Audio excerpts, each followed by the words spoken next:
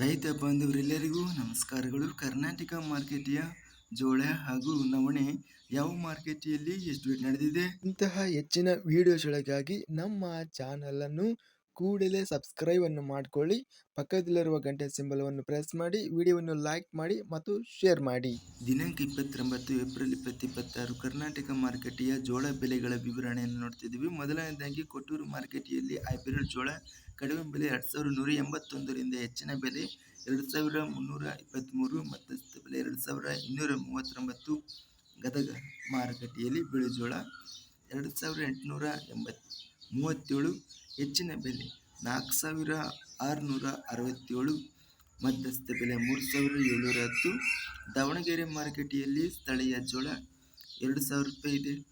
ಬೆಂಗಳೂರು ಮಾರುಕಟ್ಟೆಯಲ್ಲಿ ಬಿಳಿಜೋಳ 3000 ರೂಪಾಯಿಯಿಂದ ಹೆಚ್ಚಿನ ಬೆಲೆ 3600, ಮಧ್ಯಸ್ಥ ಬೆಲೆ 3300. ಬಸವ ಕಲ್ಯಾಣ ಮಾರುಕಟ್ಟೆಯಲ್ಲಿ ಬಿಳಿಜೋಳ 1600 ರಿಂದ ಹೆಚ್ಚಿನ ಬೆಲೆ 2500, ಮಧ್ಯಸ್ಥ ಬೆಲೆ 1800. ಲಕ್ಷ್ಮೇಶ್ವರ ಮಾರುಕಟ್ಟೆಯಲ್ಲಿ ಬಿಳಿಜೋಳ 1089 ರಿಂದ ಹೆಚ್ಚಿನ ಬೆಲೆ 2369, ಮಧ್ಯಸ್ಥ ಬೆಲೆ 1648 ರೂಪಾಯಿ ಇದೆ. ವಿಜಯಪುರ ಮಾರುಕಟ್ಟೆಯಲ್ಲಿ ಹೈಬ್ರಿಡ್ ಜೋಳ 2438 ಇದೆ. ಸಿಂಧನೂರು ಮಾರುಕಟ್ಟೆಯಲ್ಲಿ ಹೈಬ್ರಿಡ್ ಜೋಳ 2700 ರೂಪಾಯಿಯಿಂದ ಹೆಚ್ಚಿನ ಬೆಲೆ 3300. ಹುಬ್ಬಳ್ಳಿ ಮಾರುಕಟ್ಟೆಯಲ್ಲಿ ಬಿಳಿಜೋಳ ಕಡಿಮೆ ಬೆಲೆ 1629 ರಿಂದ ಹೆಚ್ಚಿನ ಬೆಲೆ 2866, ಮಧ್ಯಸ್ಥ ಬೆಲೆ 2000. ನವಣೆ ಬೆಲೆಗಳ ವಿವರಣೆ.